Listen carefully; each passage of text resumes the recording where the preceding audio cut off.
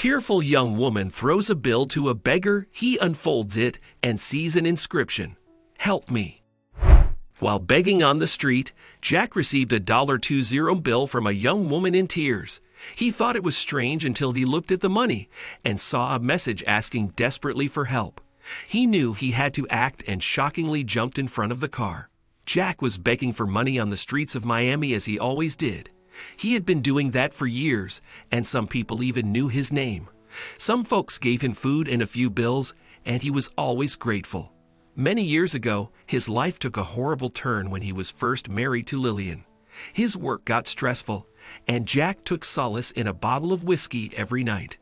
It eventually turned into an addiction, and Lillian kicked him out of the house. She divorced him, taking everything, and he lost his job too. Years later, he was still on the streets because his addiction drove him mad for a long time. A few months ago, he had finally kicked the habit and wanted to get better. But his drinking habit resulted in losing all his friendships and family connections. It was a nightmare of his own making. And now he had to crawl his way out, but he needed to gather as much money as possible from the few things people gave him. Suddenly, a scene on the street drew him away from his thoughts. A scowling man in a suit was dragging a young woman with tears streaking her lovely face. They were followed by two other men with equally serious expressions, and Jack thought it was strange. But then the woman turned to him and dropped a crumpled bill in the cup he always had in front of him. "I hope you can do something good with this money," the woman said, and was pulled a little harsher by the man, who never even looked down. Another car showed up, and he was shocked to see a familiar woman emerge from it. Jack thought her message was particularly odd and didn't know why she would give him money when she was obviously in some sort of trouble. But something in his head or heart told him to grab the bill, and he noticed a hint of red on it. He straightened out the $20 bill and discovered some shocking words written on it. "Help me." It was written in lipstick, and it was all smudged, but Jack could understand it perfectly. As he stared at it, he heard a car engine roar and looked up in time to see the man pushing the young woman into the car. Something was not right. This was not just a case of an angry boyfriend. It was something way more severe. Jack stood up rapidly, but had no idea what to do. He couldn't yell at people to stop the car, because no one would listen to him. Without further thought, he ran towards the car himself and jumped in front of the hood. The car drew to an immediate stop, and Jack fell off the hood toward the gravel.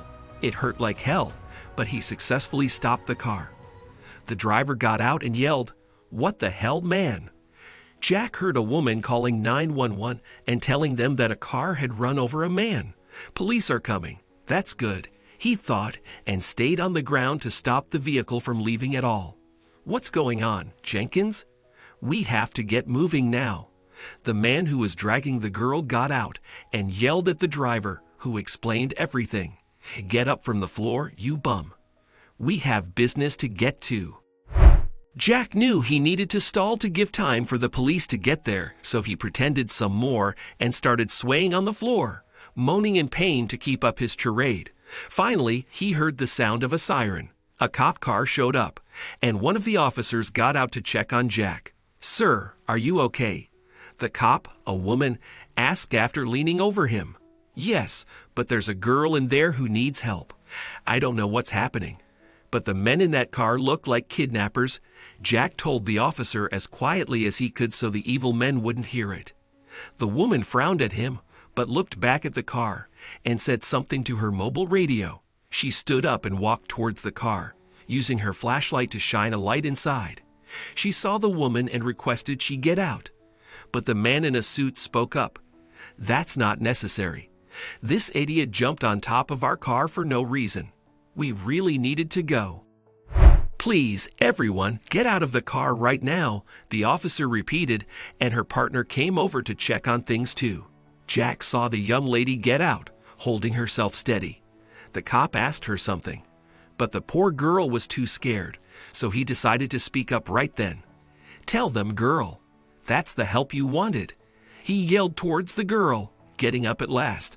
The girl looked at him, and her eyes widened. "Yes," she breathed loudly. "Officer, these men have kidnapped me, and I think they're planning to sell me. The men tried to get to the girl, but both officers pulled their guns out, so they were forced to stay back. Good, the evil men were not armed, Jack thought in relief. The cops called for backup and several other squad cars showed up, and they arrested the men. They questioned the girl, and she asked someone for a phone to call her mother.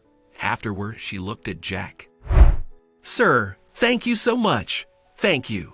You have no idea," she said vehemently and explained what happened to the female officer. "No problem, girl," Jack responded. Another car showed up, and he was shocked to see a familiar woman emerge from it. It was Lillian. Catherine. "Oh my God, Catherine, you're okay. You're okay," she yelled as she rushed to the girl and hugged her tightly. Jack couldn't believe it. Was Lillian this girl's mother? Did she get married again? Lillian pulled away from her daughter, who started explaining what happened, including Jack's help. "Mom, I think I was catfished. That man said he was in his 2 zeros and tricked me into meeting him 3 days ago. They had kept me in that building over there for those days, and I think they were going to sell me. But I wrote 'help me' on a dollar bill and gave it to this man. He jumped in front of the car to save me. He's my hero," Catherine revealed and looked at Jack with a huge tearful smile. Lillian finally looked at Jack, and despite his disheveled self, she recognized him immediately. "Jack." "Lillian," he breathed. "She's your daughter?"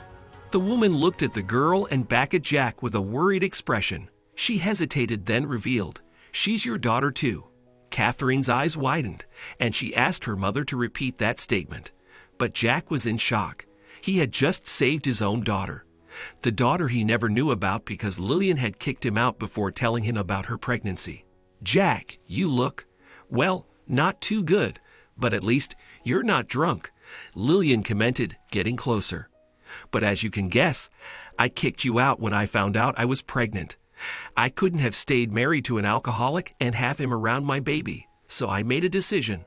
"I understand," Jack mumbled. He truly understood, but it was still heartbreaking to learn how much he had lost. However, he was glad he was there to save his daughter from a terrible fate. Lillian eventually got Jack some help as well as a new job to thank him for being Catherine's hero.